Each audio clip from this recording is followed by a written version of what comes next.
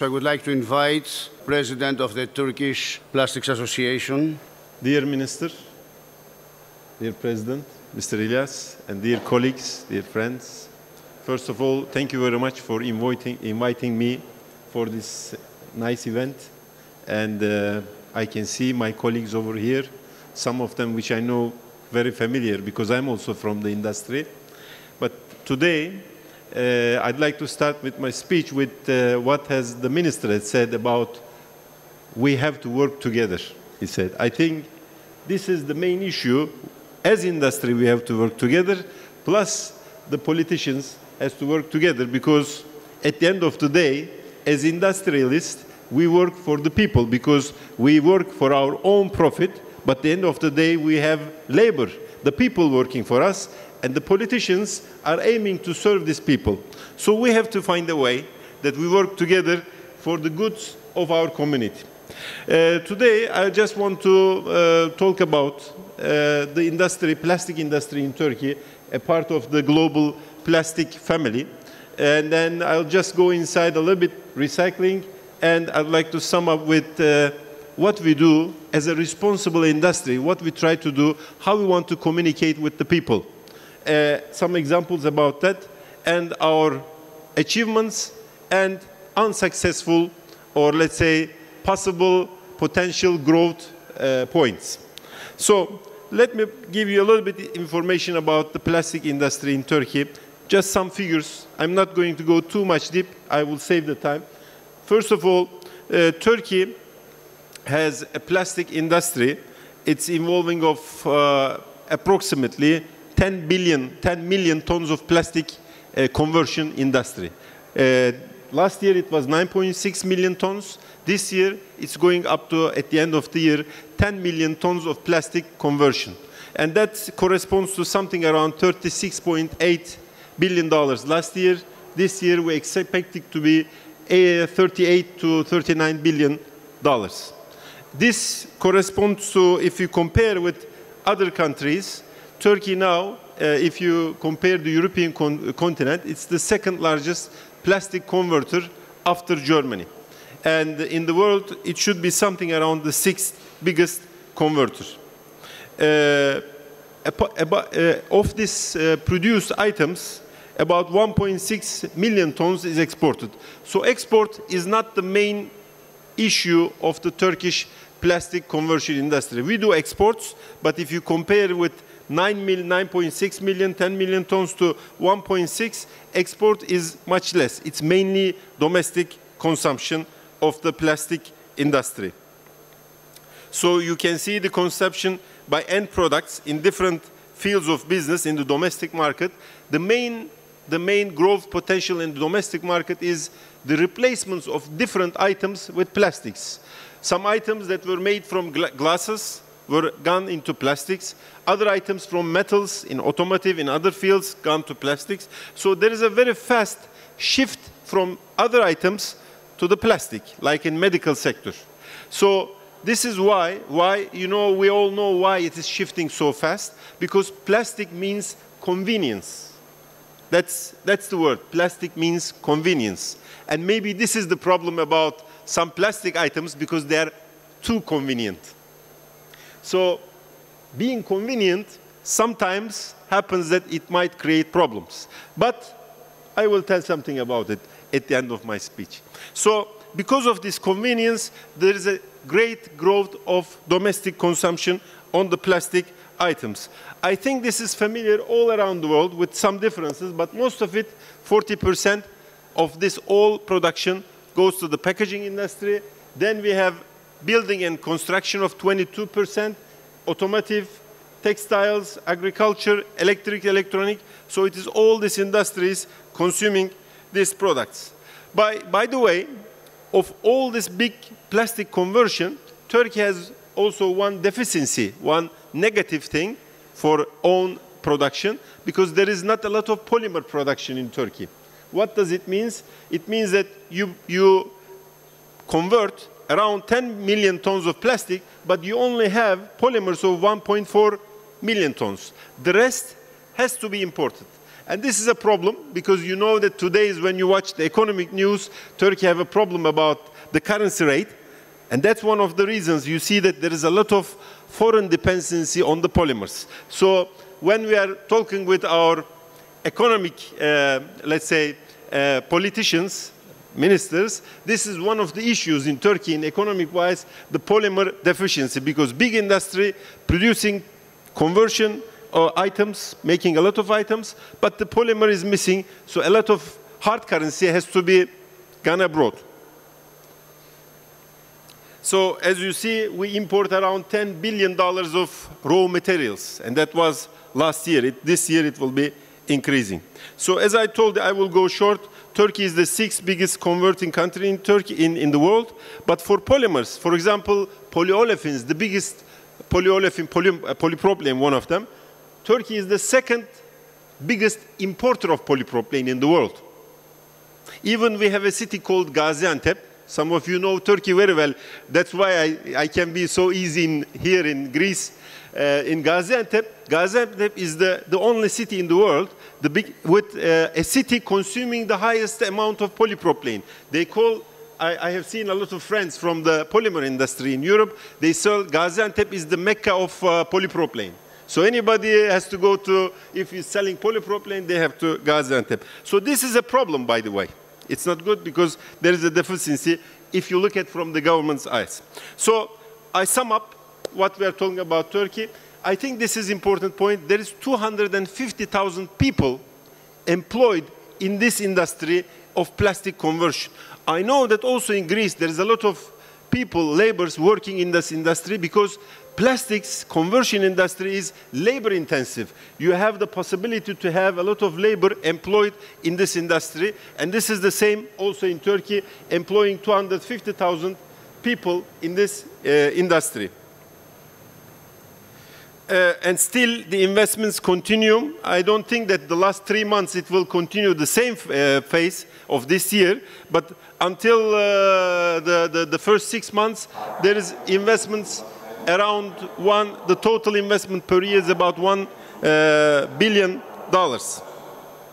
So just to give you a little bit information also about the recycling industry, as I said, because there is a huge potential, huge production for the conversion industry products, there is also the chance for the recycling because you have plastic products and you can recycle them. So there is good recycling companies over Turkey. Just as an example, because yesterday they were going to be at the meeting, so I just brought one example of a company. This company in Afyon, this is a recycling company, and this company recycles 120 tons per year of PET, PP, and PE. Just some, I will cut it short. And they use optic sourcing and this kind of production techniques.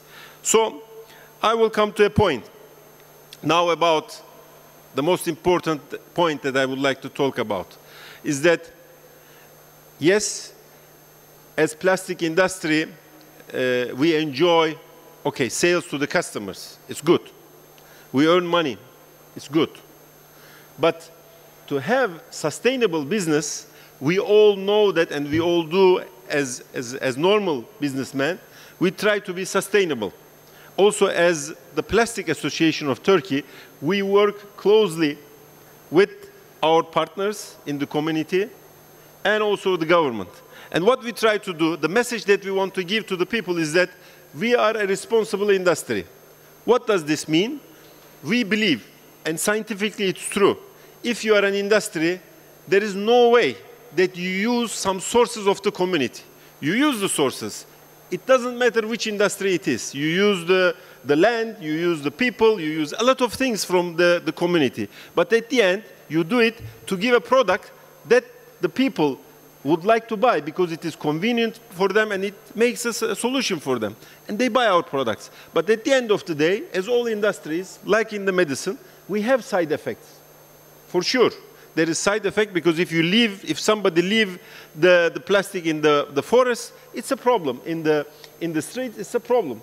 And we cannot say, I agree with the minister when he said, we cannot say that this is the problem of the people, Because if we continue to say this is the problem of yourself only with the consumers, it wouldn't go anyway. So we try to make a situation that we have our hand in the business as an industry, and we help the community to also bypass the side effects. For example, what we do for that?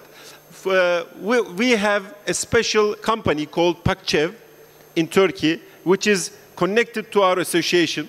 Normally, you know the Green Dot companies in Europe. There is also in Greece, it was here just a moment ago. In Turkey, there was 2 Green Dot companies. One of them belonged to big brand owners, like Coca-Cola was, Unilever, they were the part. And the second one belonged to other brand owners, which are mainly national ones. These 2 were the ones that were doing it. And we spoke with the government. We said that as plastic industry, we would like to be a part of this Green Dot system. And we are ready to do what you want. They said, okay, we don't want you to do only plastics, but you have to do glass, you have to do composite, you have to do everything. And we said, okay, we would like to do it because we would like to show our commitment as an industry that we are ready to help the community with the side effects of our products. And we started just about 2 and 3 years ago. We are the highest growing Green Dot company in Turkey.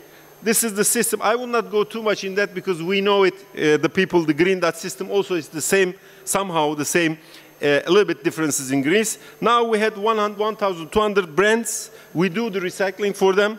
270,000 tons. This is just after 3 years we managed to go, and we serve 12 million people in Turkey and collecting and recycling their waste. And we do it as for sure, non-profit organization. This is what we do with different companies, municipalities. I don't go too much inside education, with children, and all this stuff, just to show the people that we are committed to do what is necessary to sustain our business. Another thing is also important is the marine litter, because the marine litter issue, for sure, is affecting the community, and the community has bad idea about that. What I was saying is that yesterday in the meeting, the biggest problem we have is that the name plastic is not associated with good feelings in the people at the moment. This is the biggest problem. Because when you ask anybody in the street, plastic, he doesn't think of good things generally. Even it's right or wrong, it's not important when you ask a consumer, when you ask people in the street.